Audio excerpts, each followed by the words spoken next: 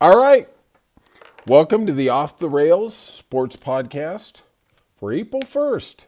Oh, man, oh, man. Happy April Fool's Day to one and all. If you could, though, please hit the like and subscribe button. It means a lot to us. Leave some comments. We always appreciate them. We're trying to build something here. I will tell you that Monday is truly my favorite day of the week. Yeah, I know, right? Not Friday. I get to do a podcast with Brian, and I get to do one with Scott. And I know it just sounds like propaganda. I know I sound probably like Tokyo Rose, but I learned so much from them. They're really good. They the thing is, and what we're trying to build here is something maybe a little different. I don't want to hear the bullshit that I get out of corporate media, corporate legacy media. Like ESPN. Oh, everybody's so great. Oh, when somebody's wounded, they will come in for the kill. They will straight come in for the kill, right? And like you're seeing in the last week, Stephen A. Smith and LeBron went at it. And the problem is LeBron is the greatest basketball player who ever lived, but he is not Stephen A. Smith. And Stephen A. Smith is just beating that drum every day. And LeBron basically said, Stephen A. said something to paraphrase that, really he shouldn't bring his kids into the NBA, right? And he's got no right to do that, and he's exposing the kid to a lot of abuse. And at the end of the day, his kid is his kid, right? Frank Sinatra Jr. sang. He followed his dad's footsteps. That's what Bronny is doing, right? And I think it was very much over the line that Stephen A. went after the family aspect of it. Like, oh, be a better father, That's just bullshit. It's straight bullshit. And I understand when you're a public figure like LeBron, people are going to attack you just so they can get some echo, right? So that you could be on the radar and, oh, I'm the guy that he was after. And then you can just live off that literally for the rest of your life. And even someone as big as Stephen A. Smith in the mothership that is ESPN that dominates all of sports, he's beating the drum for 25 minutes every day. It's only a 2-hour show.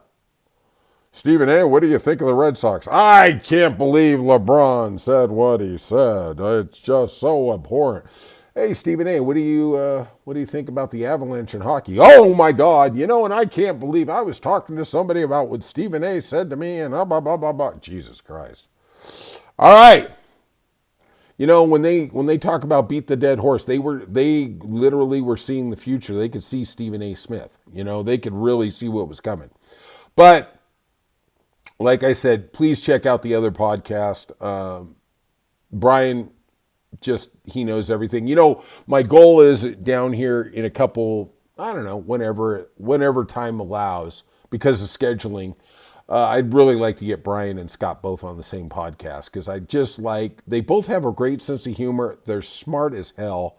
And I learn something from them every day. And I like to think I have a modicum of sports intelligence or wherewithal. I follow a lot of sports. But these guys, they're bringing up stuff I don't hear anywhere else. And if you listen to the podcast, I think you're going to find out the same thing too. They're really on to something. All right. Not to steal too much thunder from my brother Brian, but we're going to talk about baseball here because we only got another 6 months of it every day. Thank God. I love baseball. The Red Sox, my beloved Red Sox, signed Crochet to a 6-year, $170 million deal. Obviously, this writing was on the wall. You gave up a lot of prospects. You gave up a lot of things to go to Chicago, to get them from the Chicago White Sox. You needed a number one starter. You need a number one starter. Hopefully he pans out to be that number one starter. He didn't get the win in the first game, but he was strong. And Texas is obviously a really good team. I'm hoping, and I'm sure Brian and I are going to talk about this on Thursday as we preview the weekend baseball, is Brian, I was a big Chris Sale fan. I really was. The guy tried. And sometimes it doesn't matter how hard you try, how dedicated you are, Just doesn't work for you in a certain place. And he had a couple good years in Boston, and then they signed into that, I guess, relatively big extension, 5-year, I think $125.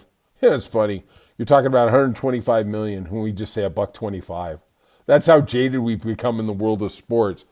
And Brian, which I'm sure he'll bring up on Thursday, was absolutely correct. He says, I don't like the signing.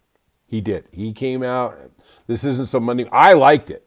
I thought we were getting our number one starter, and it really never happened. He became a number one starter after we traded him, but that guy was just never, it was never going to happen in Boston, and it's sad. You know, because I really do think the guy put in a lot of effort. He put in a lot of time. He was dedicated to the organization. He was on the mound when we won in 2018.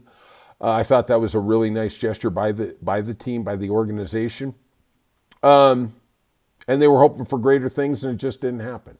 You know, we've seen that with the Mets. Look at Matt Harvey. You hope for great things. Sometimes it just doesn't work out. You can do everything right. And we're wondering if that's exactly what's going to happen with Jacob deGrom down there in Texas. They're doing everything right. You know, they're paying the guy a shitload of money, and they're hoping he's going to come around. Sometimes it works. Sometimes it's a Max Scherzer where you sign the greatest free agent pitcher in history. Sometimes not so much. You know, it's just the way it runs. Red Sox, of course, lost at Baltimore. Yeah. There we go, 1-5. And the Rafael Devers thing just keeps getting worse and worse. I'm going to save that for Thursday. Let Brian eat into that one. He's a lot better with the numbers than me. Dodgers beat the Braves. Braves are just off to a terrible start. They've got a talented team. They got a talented organization. They're just running into a buzzsaw. I'm just surprised, though, as good as that team is, they're not hitting better. It seems like everybody at the beginning of baseball this year is just hitting lights out. I'm not just talking the Yankees. I mean, the numbers are up.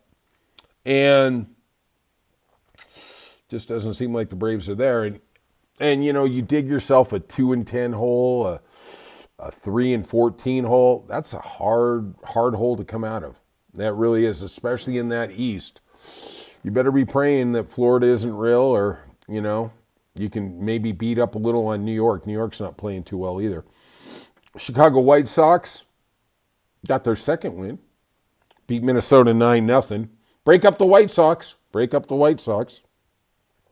Royals beat the Brewers 11-1. And maybe I'm not believing the Yankees are that great, because maybe the Brewers are just that bad. I mean, I think there might be something to that. Giants beat the Astros 7-2. The Giants are 3-1.